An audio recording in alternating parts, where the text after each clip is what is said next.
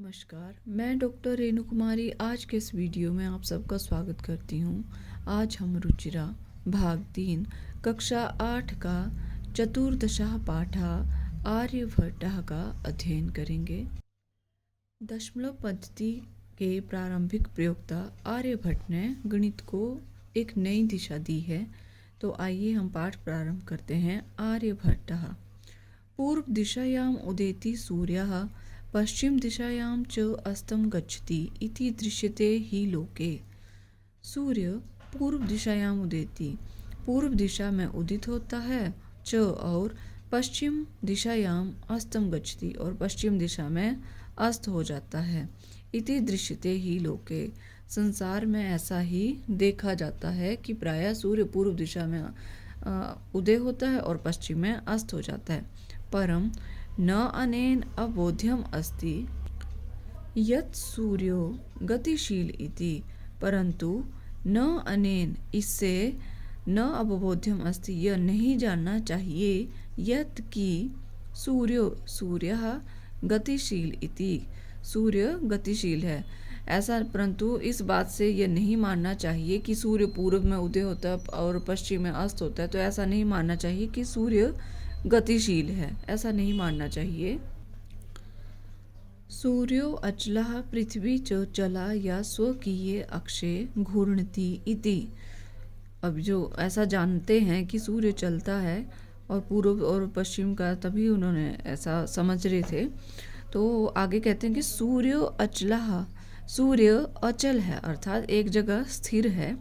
पृथ्वी च चला और पृथ्वी चलायमान है जो चलती है। या स्वकीय अक्षे घूर्णति इति, जो अपने ही अक्ष पर घूमती रहती है। सांप्रतम इस समय सुस्थापित सिद्धांतः, यह सिद्धांत प्रसिद्ध हो चुका है कि सूर्य जो है वो एक जगह पर स्थिर रहता है और पृथ्वी जो है वो अपने अक्ष पर घूमती रहती है। तो यह सिद्धांत अब प्रसिद्ध हो चुका है।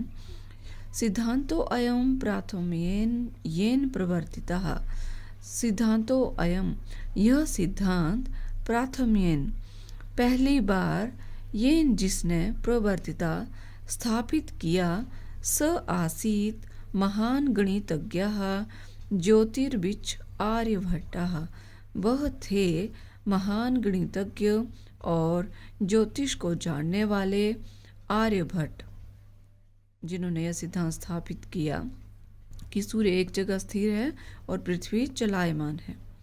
पृथ्वी स्थिरा वर्तते इति परंपरया प्रचलिता रूढ़ी तेन प्रत्यादिष्टः, पृथ्वी स्थिरा वर्तते, पृथ्वी रुकी हुई है या एक जगह पर स्थिर है, रुकी हुई है। इति परंपरया, इस परंपरा का, परंपरा प्रचलित, जो परंपरा चली आ रही थी, प्रचलित रूढ़ी को, जो एक धारणा बनी हुई थी, तेन प्रत्यादिष्टः, उसका खंडन किया। किसने किया? आर्यभट्ट ने उसका खंडन किया कि पृथ्वी स्थिर नहीं है, अपितु स्थिर तो सूर्य है और पृथ्वी चलायमान है। इस रूढ़ी का खंडन किया उन्होंने कि पृथ्वी स्थिर नहीं है।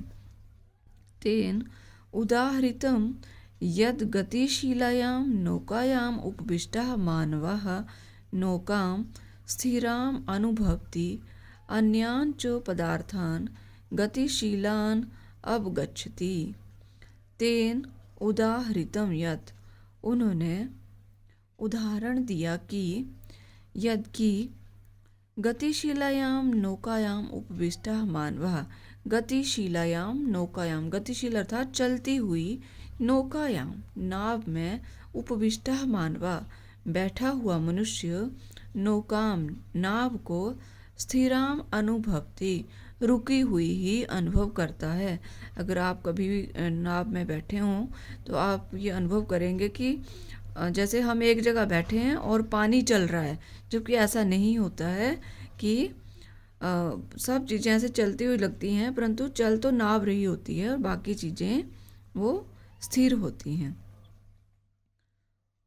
अन्यान जो पदार्थान गतिशीलान अवगच्छति, और अन्य पदार्थों को गतिशील समझता है। उन्होंने उदाहरण देते हुए कहा कि जिस प्रकार गतिशील चलती हुई नौका में बैठा हुआ मनुष्य नौका को नाव को रुकी हुई और अन्य पदार्थों को चलते हुए चलायमान समझता है, एवं इसी प्रकार गतिशीलायां पृथ्व्याम् अवस्थिता मानवः पृथ्वीं स्थिराम् अनुभवति सूर्यादिग्रहान् च गतिशीलान् वेति।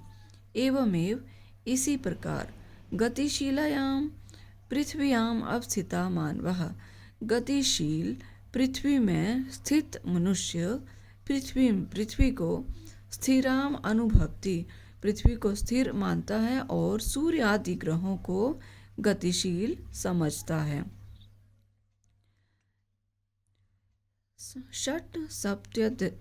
षट्सप्त्यधिक चतुःशततमे वर्षे अर्थात 476तमे ख्रीष्टाब्दे आर्यभट्टः जन्म लब्धवानिति तेनैव विरचिते आर्यभटीयम् इत्यस्मिन् ग्रंथे उल्लिखितम्। 476 ईस्वी में आर्यभट्ट का जन्म लब्धवानिति जन्म हुआ, तेनैव विरचिते आर्यभटीयम् उनके द्वारा ही रचित आर्यभटीयम् इस ग्रंथ में इसका उल्लेख मिलता है या वर्णन है। ग्रंथो अयं तेन त्रयोविंशतितमे वयसि विरचितः।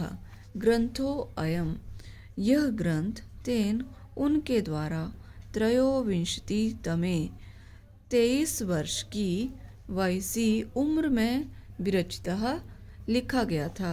इस ग्रंथ का जो निर्माण उन्होंने 23 वर्ष की अवस्था में किया था।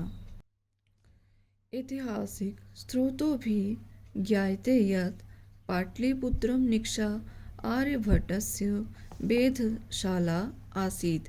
ऐतिहासिक स्रोतों से यह जाना जाता है कि पाटलिपुत्रम निक्षा, पाटलिपुत्र जो है वो पटना का पहले का नाम है, तो पाटलिपुत्र में था पटना के नज़दीक आर्यभट्टस्य आर्यभट्ट की वेधशाला, वेधशाला अर्थात ग्रह नक्षत्र आदि जानने की प्रयोगशाला आसीत थी। ऐतिहासिक स्रोतों से यह जाना जाता है कि पाटलिपुत्र अर्थात पटना के नज़दीक आर्यभट्ट की प्रयोगशाला थी।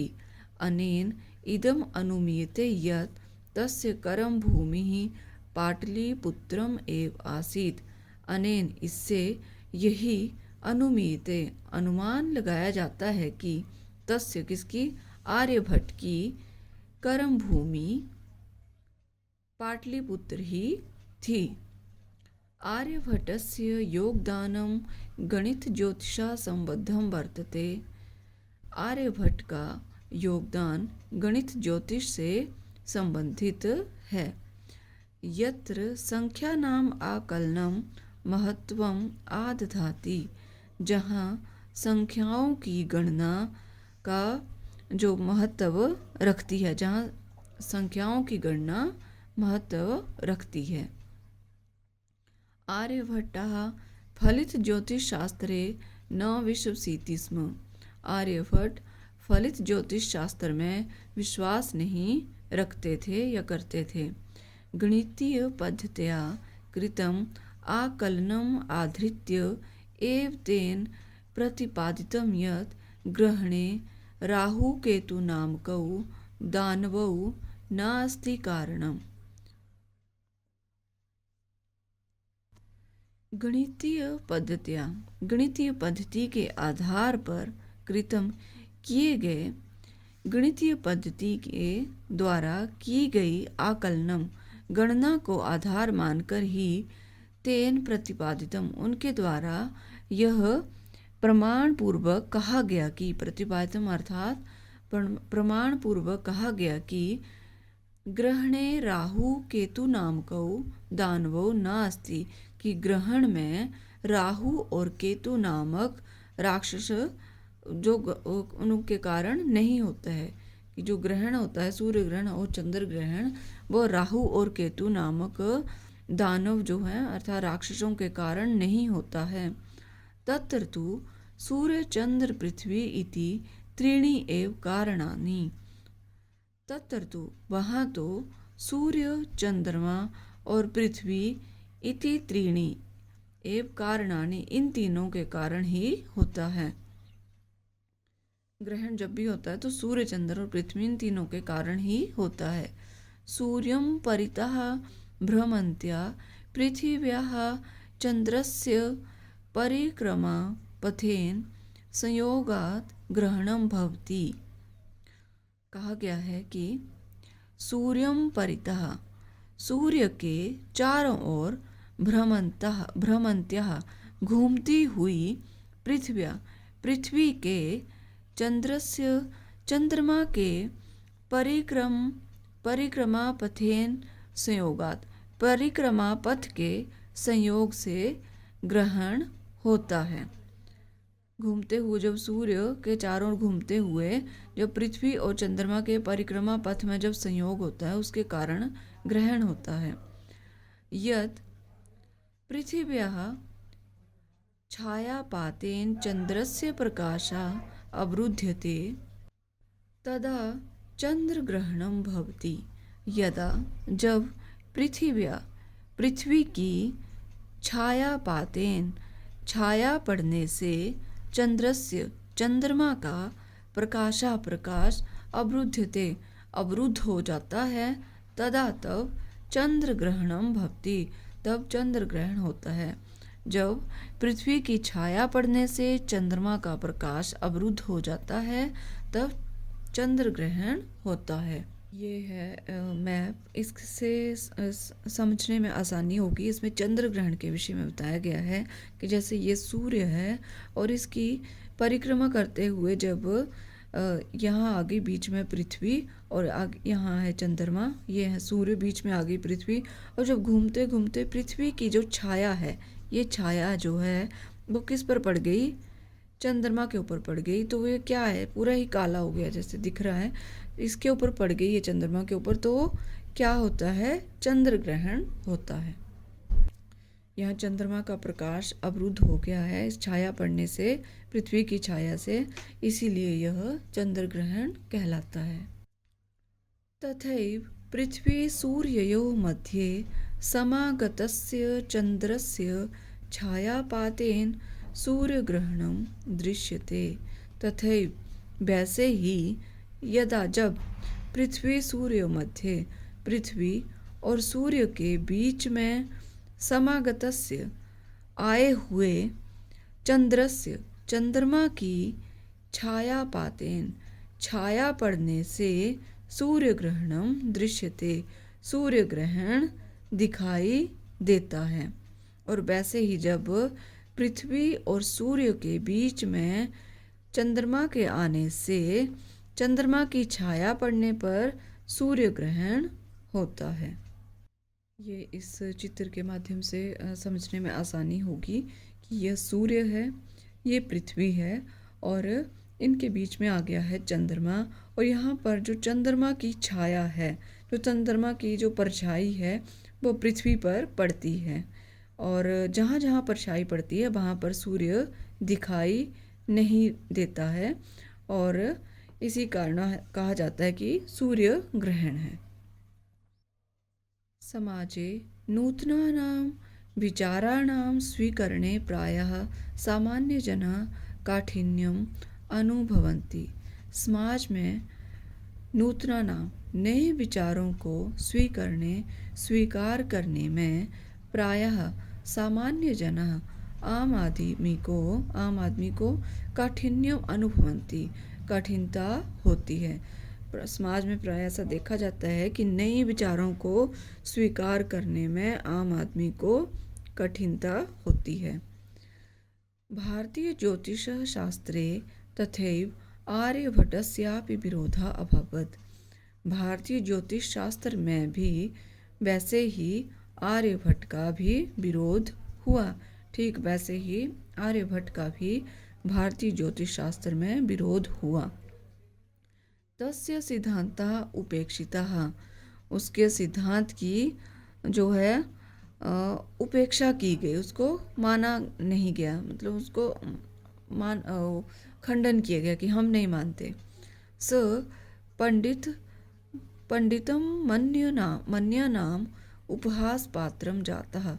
वह पंडित मानने वाले जो लोग थे उनके द्वारा हंसी के पात्र हुए, उनका उपहास उड़ाया गया।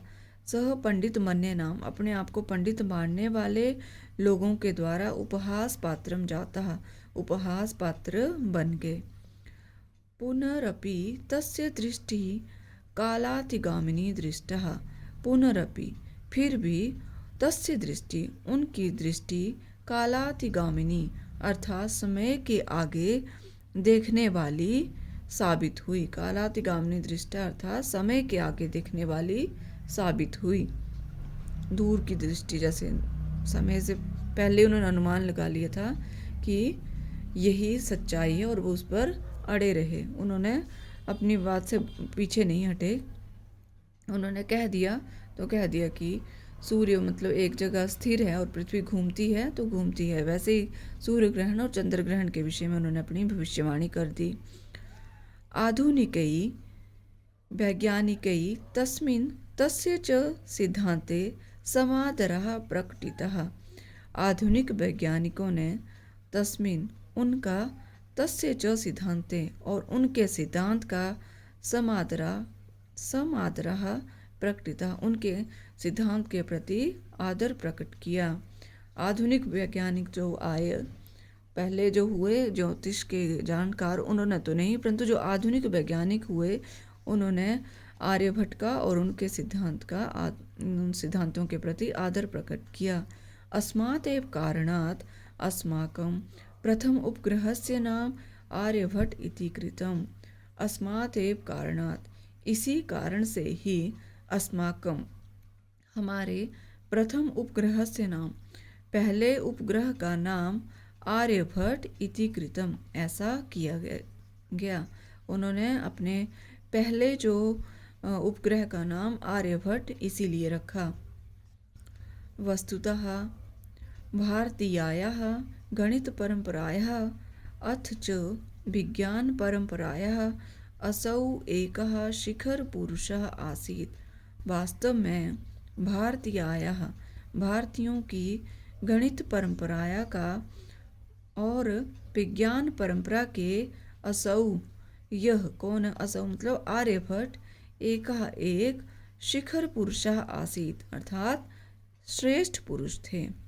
वास्तव में भारतीयों की गणित परंपरा और विज्ञान परंपरा के यह एक शिखर अर्थात श्रेष्ठ पुरुष थे। ये हैं इस पाठ से संबंधित शब्दार्थ। विद्यार्थी इनका अध्ययन अवश्य करें। अभ्यास प्रश्न नंबर 1, एक पदेन उत्तरत, एक पद में उत्तर दें। क सूर्यः कस्यां दिशायां उदेति, सूर्य किस दिशा में उदय होता है? पूर्व दिशायां। ख आर्यभट्टस्य वेधशाला कुत्र आसीत्, आर्यभट्ट की प्रयोगशाला कहाँ थी? पाटलिपुत्रम निक्षा, पाटलिपुत्र के नज़दीक। महान गणितज्ञः ज्योतिर्विच कः अस्ति, महान गणितज्ञ और ज्योतिष के ज्ञाता कौन है? आर्यभट्ट, आर्यभट्टः। आर्यभट्टेन कः ग्रंथः रचितः, आर्यभट्ट ने कौन सा ग्रंथ लिखा है? आर्यभट्टीयम, आर्यभट्टीयम इनका ग्रंथ है। अस्माकं प्रथम उपग्रहस्य नाम किम अस्ति, हमारे पहले उपग्रह का क्या नाम है? आर्यभट्टः। प्रश्न नंबर 2, पूर्ण वाक्येन उत्तरत, पूर्ण वाक्य में उत्तर लिखें। कः सुस्थापितः सिद्धान्तः, सूर्यो अचलः पृथ्वी च चला या स्वकीय अक्षे घूर्णति इति सुस्थापितः सिद्धान्तः, कि सूर्य एक जगह स्थिर है और पृथ्वी जो चलायमान है, जो अपने अक्ष पर घूमती है, यह सिद्धांत उन्होंने इसका यह स्थापित किया उन्होंने। ख चंद्र ग्रहणम कथम भवति, चंद्र ग्रहण कैसे होता है। यदा पृथिव्याः छायापातेन चंद्रस्य प्रकाशः अवरुध्यते तदा चंद्रग्रहणम भवति। जब पृथ्वी की छाया पड़ने पर चंद्रमा का प्रकाश अवरुद्ध होता है तब चंद्र ग्रहण होता है। ग सूर्य ग्रहणम कथम दृश्यते, सूर्य ग्रहण कब होता है, कब देखा जाता है।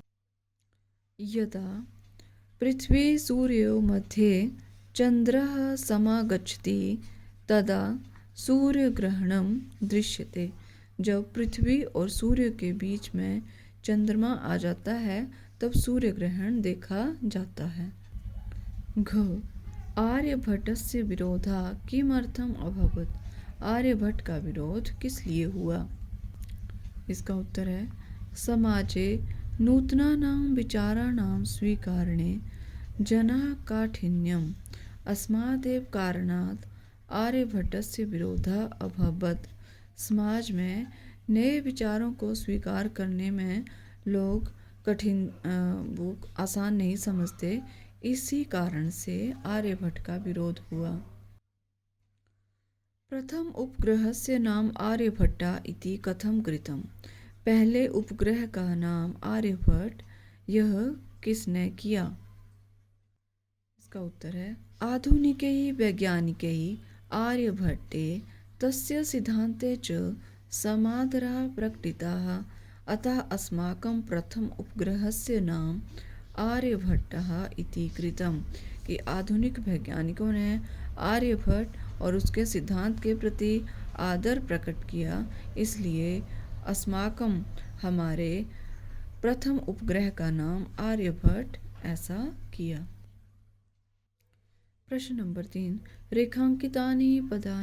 रेखांकित पदानि आधृत्य प्रश्न निर्माणं कुरुत, रेखा से अंकित किए गए पदों के आधार पर प्रश्न का निर्माण करें।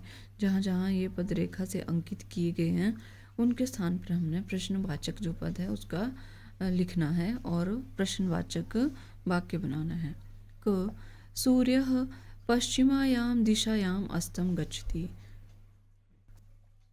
सूर्य पश्चिम दिशा में अस्त होता है। तो प्रश्न बनेगा कि सूर्य किस दिशा में, यहाँ पर आएगा किस दिशा में अस्त होता है। तो कस्याम के स्थान पर आएगा पश्चिमायाम दिशा के स्थान पर आएगा कस्याम, और वाक्य बनेगा सूर्यः कस्याम दिशायाम अस्तम गच्छति, और प्रश्नवाचक चिन्ह। ख पृथ्वी स्थिरा वर्तते इति परंपरया प्रचलिता रूढ़ि, पृथ्वी एक जगह स्थिर है, इस जो परंपराओं से प्रचलित रूढ़ी है, ऐसा रूढ़ी प्रचलित थी।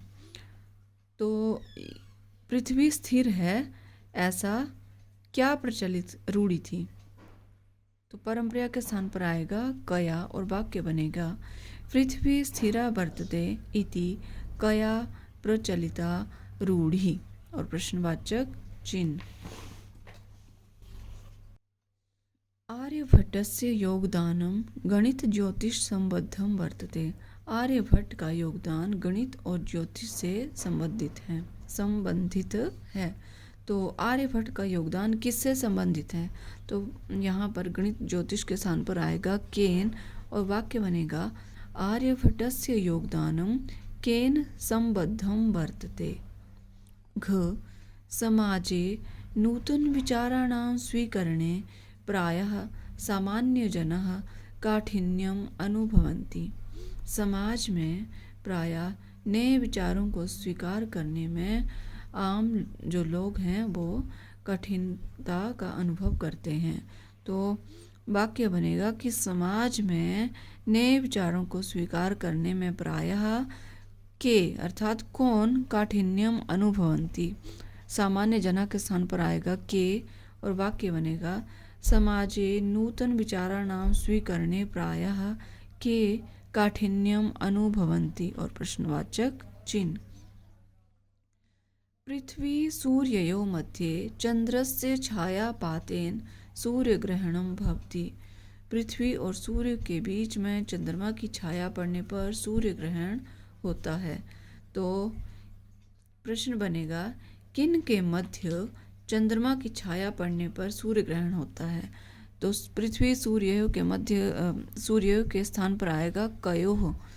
कयोः मध्ये चंद्रस्य छाया पातेन सूर्य ग्रहणम भवति और प्रश्नवाचक चिन्ह। प्रश्न नंबर 4, मंजूषातः पदानि चित्वा रिक्त स्थानानि पूरयेत्। मंजूषा से पदों को चुनकर रिक्त स्थानों की पूर्ति करें। ये मंजूषा दी गई है और इसमें पद दिए हैं। जो शब्द है नौकाम, पृथ्वी, तदा, चला, अस्तम। आइए अब रिक्त स्थान की पूर्ति करते हैं इनसे। क सूर्यः पूर्व दिशायाम उदेति पश्चिम दिशायाम च अस्तम गच्छति।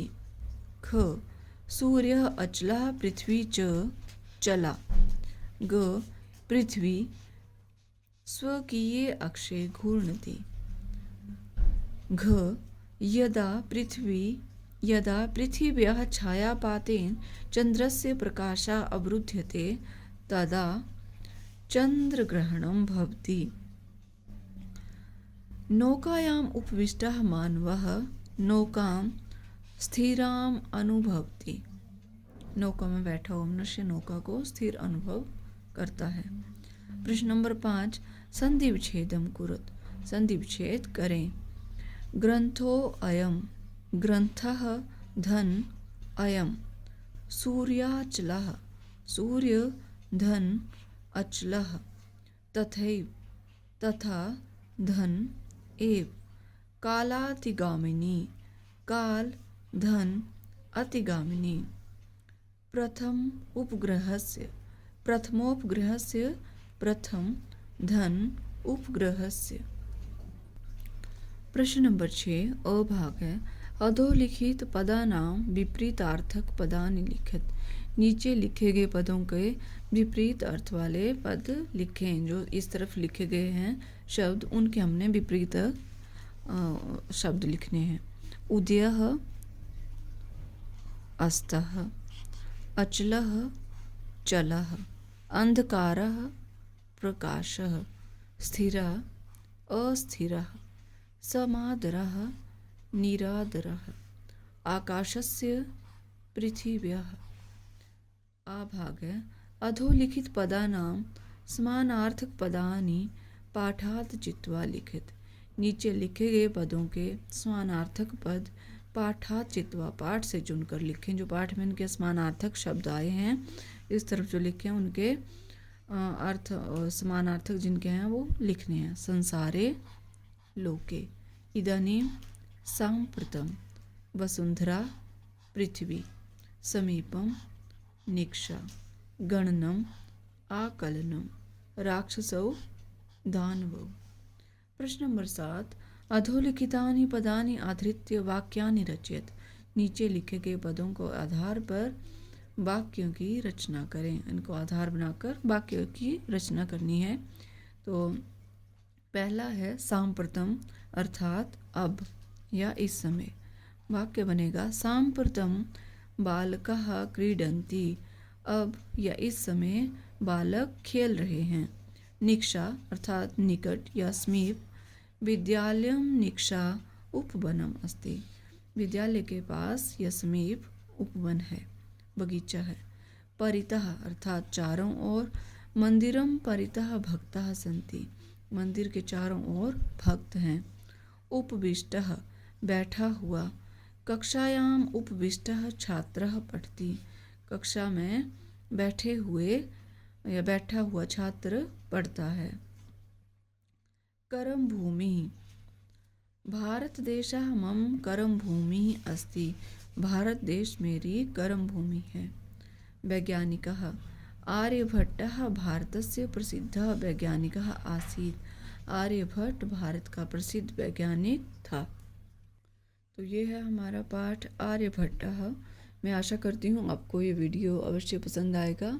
तो अपने सुझाव भी मुझे भेजें और कृपया मेरे चैनल को लाइक, शेयर और सब्सक्राइब करना ना भूलें। मिलते हैं नेक्स्ट वीडियो में, तब तक के लिए धन्यवाद।